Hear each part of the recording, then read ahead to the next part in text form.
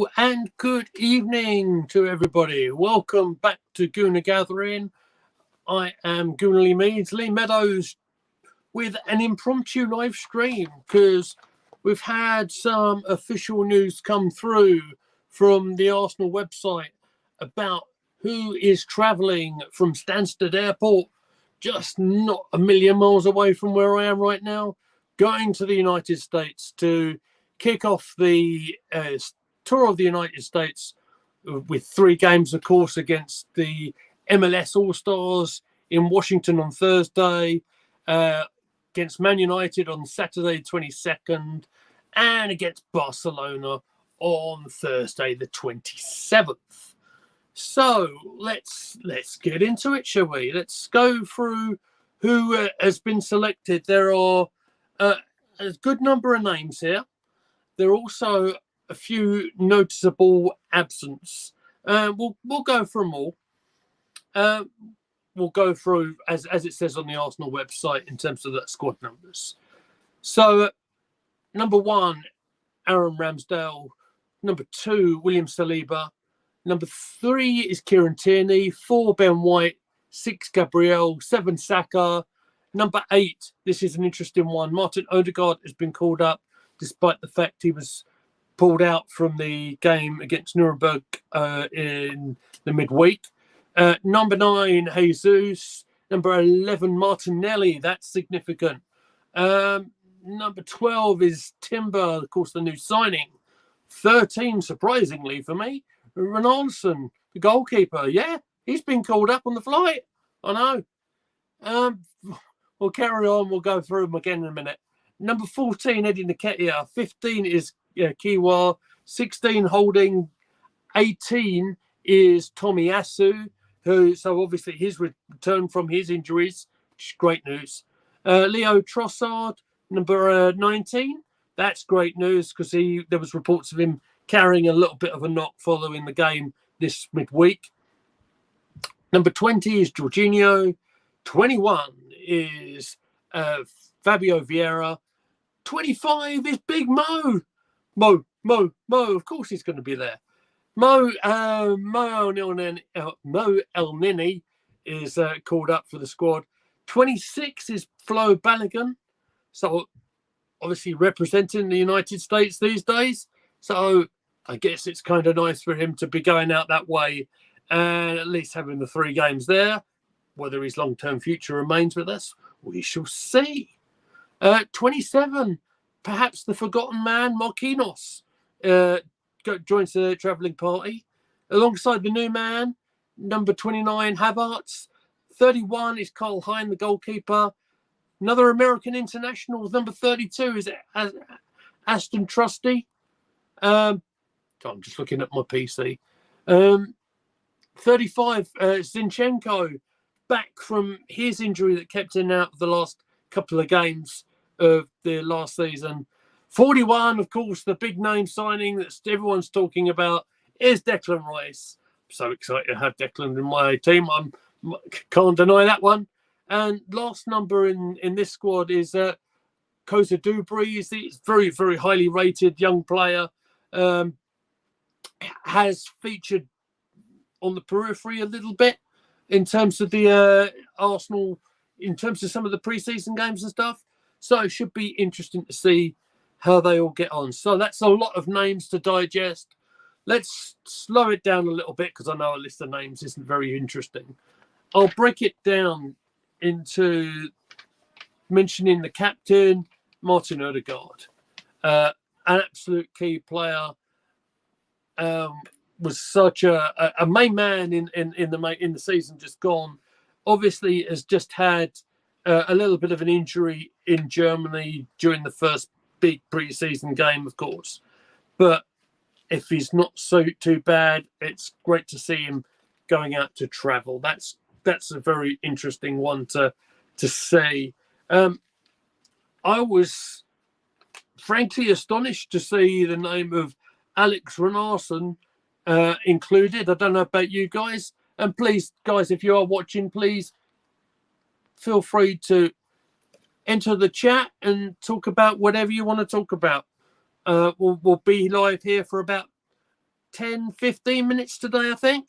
We'll see how we go. So Renarsson included in the first team squad for the tour. That's, well, we haven't seen him in a good little while, and there's probably a reason for it. Just go through the other names. We spoke a little bit the other day about Rob Holding, and of course the bids coming in for Rob Holding. Do you know, I had a really interesting conversation with my brother who featured on the channel very, very early on Saturday morning, and he massive shout out to Nick, who wanted to cover the Declan Rice, the paperwork story being done and stuff. And do you know, he reminded me that, and to be fair, it probably got lost on a lot of people, really, that, you know, although he's been there a little while, and we spoke a little bit on the streams, he is a bit of an old school defender. You know what? He has won FA Cups. He has had games when he was very, very capable of playing, you know, as another centre half. We remember, of course, the FA Cup final where he played alongside Big Pierre Mertesacker against Diego Costa and Chelsea that time. On that occasion, of course, where Pierre hadn't played the whole season and managed to lace up the boots that one last time to pick up the Chelsea against a very dangerous striker back then in Diego Costa. So perhaps it's right to give a bit of respect to the name of Robert Holding, maybe. And look, he might not be the most easy on the eye defender in terms of how the game's moved on, but he, you know, he's an English player from another manager or two down the line, perhaps, but he was often one to called upon if they needed to secure a game. He was often, you know, it's very funny. There's a GIF on Twitter. It's Holding giving the 5 fingers up. We'll go 5, 2, 3. So you all know that. So yeah, we'll see how that one progresses.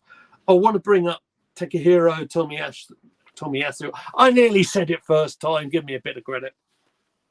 We hadn't seen two-game Tommy in a long, long time, have we, ladies and gentlemen? Not since he limped out on the same day that Saliba done his injury.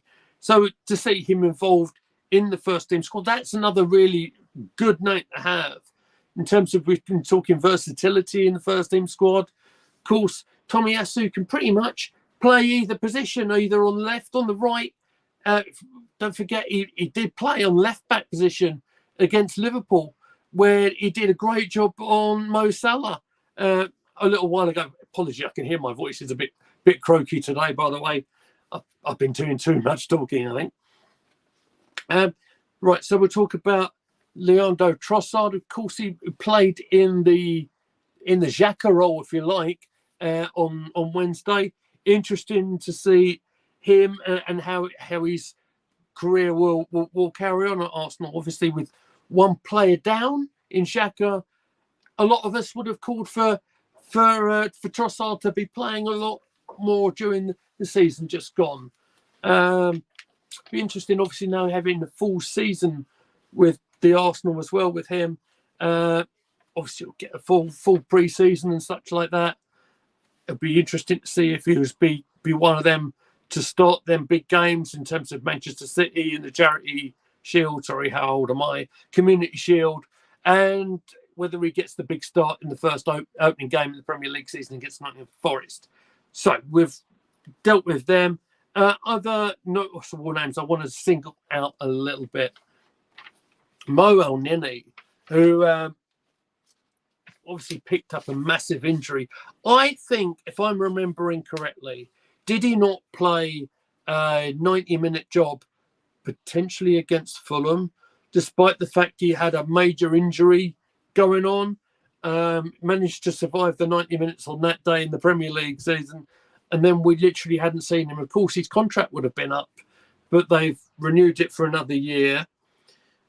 Really good point that me and my brother were talking about earlier on with Mo is that, all right, he might not be an automatic starter, probably not, but he's a great backup player to have, especially if you have certain other players not being available. Hello, Niall Kane. It's great to have you in the chat.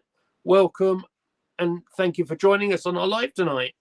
But Mo's got a two, as I see it, as he has a backup role in the first team squad.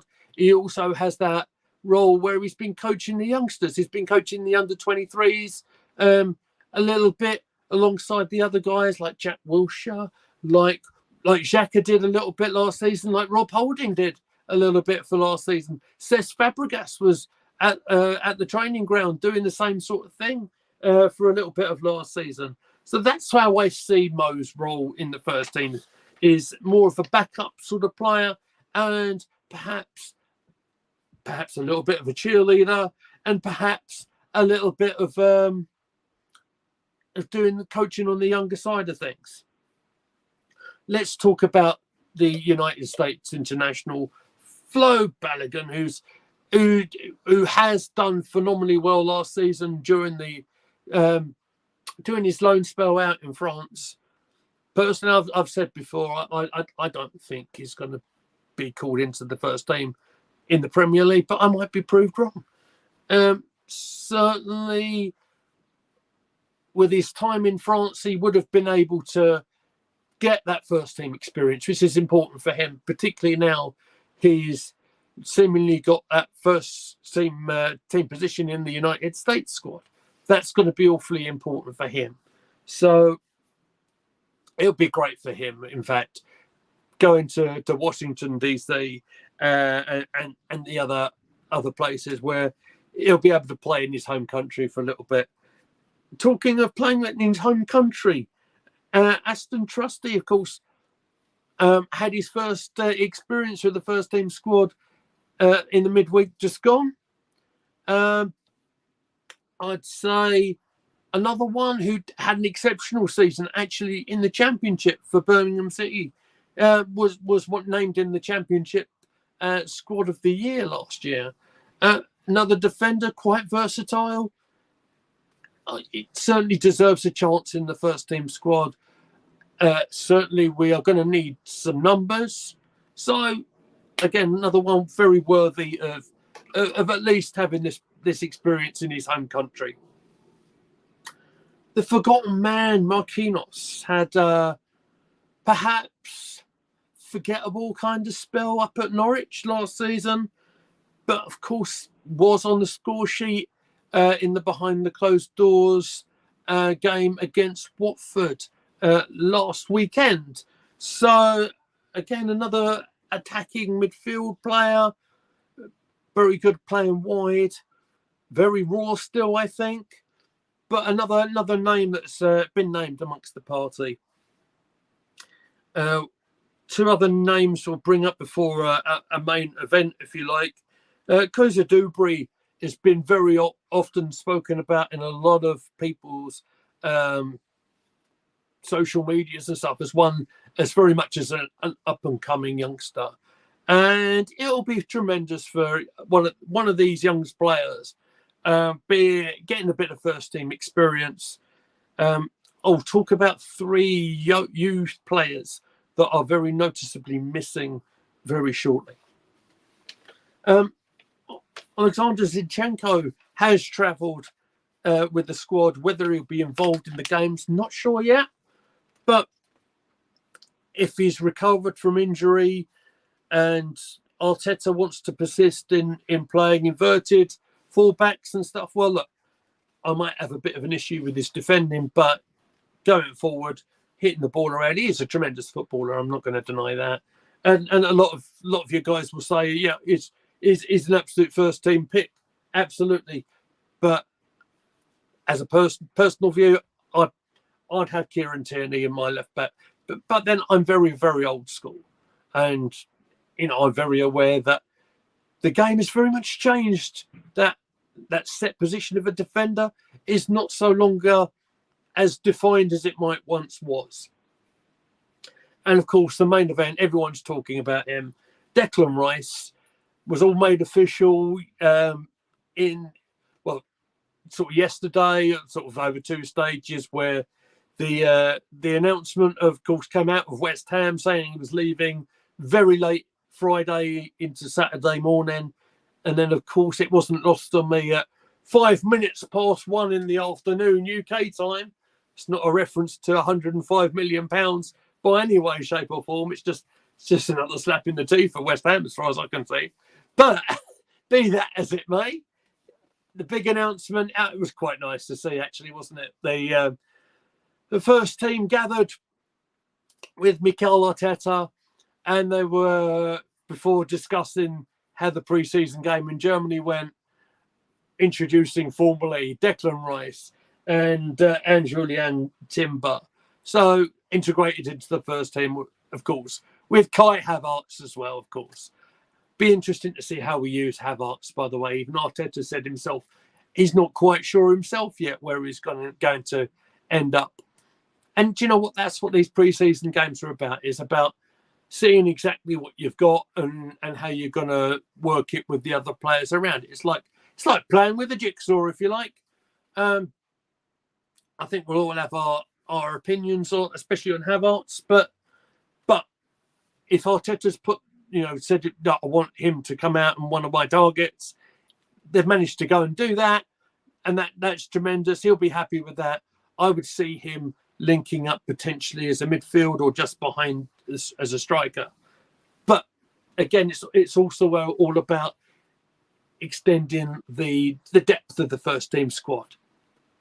It's something that maybe certainly towards the end of the season, well, maybe certain players were carrying knocks and injuries and still getting the call to play the games and stuff. If we had that extra bit of competition quality in that first team squad, we might have been able to get the title rush in. We could have got there and picked up the trophy, but be that as it may, it wasn't to be. There are names, of course, that are missing in this list. There are names, of course, I think are recovering from injury, and perhaps some of these names that I'm about to mention may well be on their way out of the club. So let's go through them, shall we? Nicola Pepe, the former record signing at £72 million. He has been left out of the touring party. Now, obviously, he had another one that was out on a long loan spell. Has very much had moments in an Arsenal first team, but never really got that run of games, never got that consistency going, unfortunately. I personally think he'll be one to go out the door. Whether they can get a fee for him, which I'm hoping they can at least get a price for him, because he was worth a lot of money, especially being that the club have just forked out about £200 million on the 3 players that we've just brought in. They'd be wanting to recoup a bit more of that following Xhaka's departure as well. We shall see. Sambi Lokonga is another name that has been left out of this touring party. Now, he confirmed himself that he'd picked up a knock, and he's still training or trying to get fit after a bit of a muscle strain. But honestly, for the young lad who couldn't get into the Crystal Palace side after Patrick Vieira left, I will have massive questions on whether he will last as an Arsenal player or not. I'm sure before the transfer window's up, we'll see where his future will line up. Now, here's a name that maybe surprised a lot of us to see in the starting lineup in Germany the other day, and it's Cedric. Now, Cedric had played a little bit right back for a while, just back off his loan spell for Fulham, where he didn't really play a lot of games, but he did start that pre-season game against Nuremberg on Wednesday. But he's been left out. I'm yet to get confirmation here on this one, whether Cedric has picked up an injury or has he just been left out for him to potentially be leaving the club. We shall see. Two names that are missing on the list of that long list of names that I mentioned, but are expected to join up in the United States. I'm going to be a little bit careful here because we can talk about football. This is what I want to talk about on the channel is football-related stories and nothing else, because I'm very aware of a certain story that might have come out which may or may not involve a certain player in this.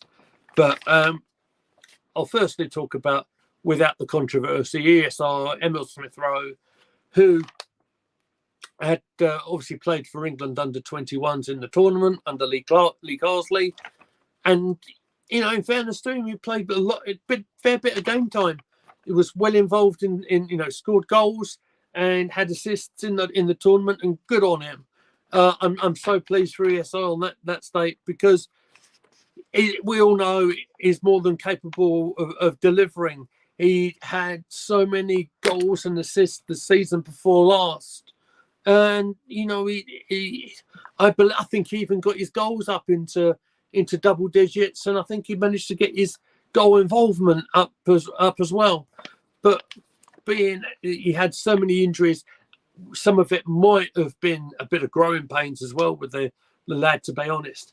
He looks like he's grown about 2 foot as well, by the way. He looks huge. But apparently he's going to be joining up with the guys up in the States during the week, so he wouldn't have taken the flight out of Stansted. So the other name, obviously, that I was talking about is Thomas Partey. Now, there is a lot of speculation on this guy. And a lot of people are saying just because we got Declan Rice there doesn't mean to say that Thomas Partey can leave, has to leave. A lot of people will say Thomas Partey was so influential in our midfield. And yeah, they'll be right. They'll be right. But the situation with Partey is very, very complicated, as you all know. I won't elaborate too much. He did play in Germany for that first half against Nuremberg. I think we'll have to see exactly the state of play in terms of his availability is probably the best way I can describe it, in terms of where he will end up. Without doubt, Partey, for the vast majority, I'd say 80% of the last campaign, he was phenomenal.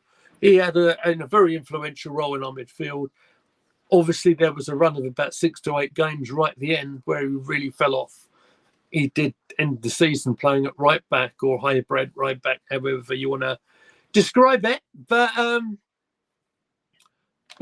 there is a really good player in, and another one that they did spend a lot of money in to get him when they spent or managed to put, I think it was at least 40 was it euros potentially down at Atletico Madrid just to secure his services. Now, of course, he's 30 years old now, a little bit older than a lot of the squad, but he does have plenty of experience, and there are a lot of good points about his game. There's also a massive black cloud hanging over him, and I don't know if that might have affected his game time or not, or his way of thinking. Perhaps it may have done, but be that as it may, he's not in the initial squad. They have put out officially on the Arsenal page that is expected to join up next week sometime. So we shall see. Now, there are 3 younger players, and so I'm just going to try and see if I can put them up on the screen. There the lads are. So I'm going to put that on the screen. There they are.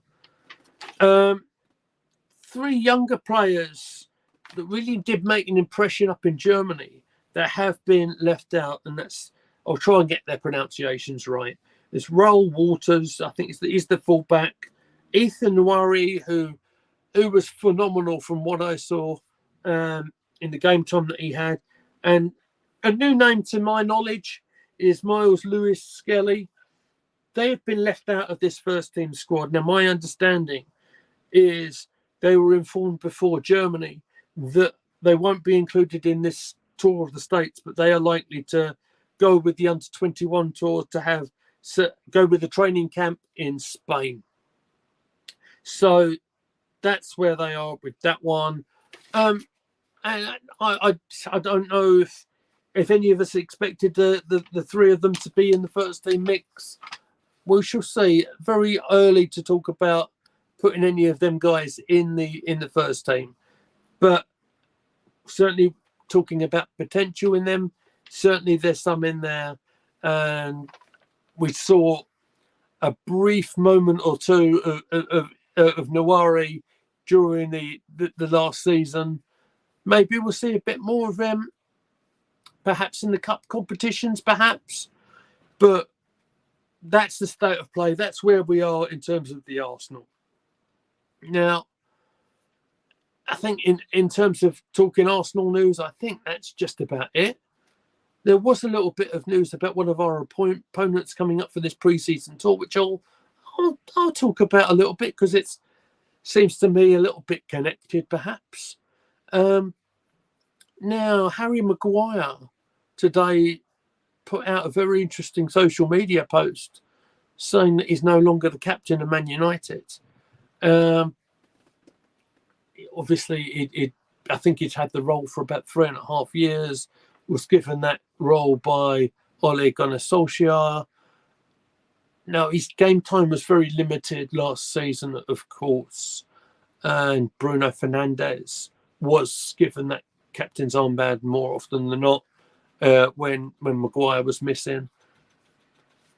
Part of me wonders if West Ham United, because they're highly linked with them, want to get Maguire in as I won't say direct replacement because that wouldn't be accurate, but in terms of getting some leadership in the squad, and an experienced player. For all his faults, he might not be the quickest, but he's certainly experienced centre half who, let's be fair, Southgate always seems to depend on when they need a centre half to play. So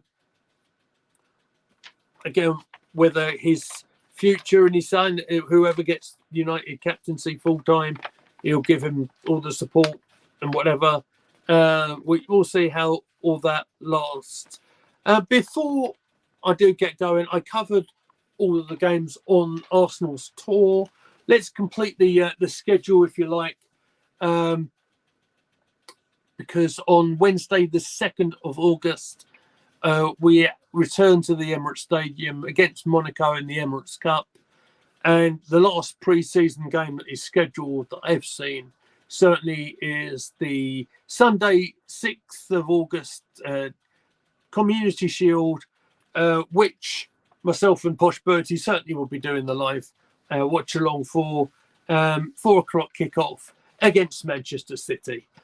So I think I've managed to wrap everything up, all the news and stories for today. If you like what we're doing on Gooner Gathering on the channel, please give us a subscribe.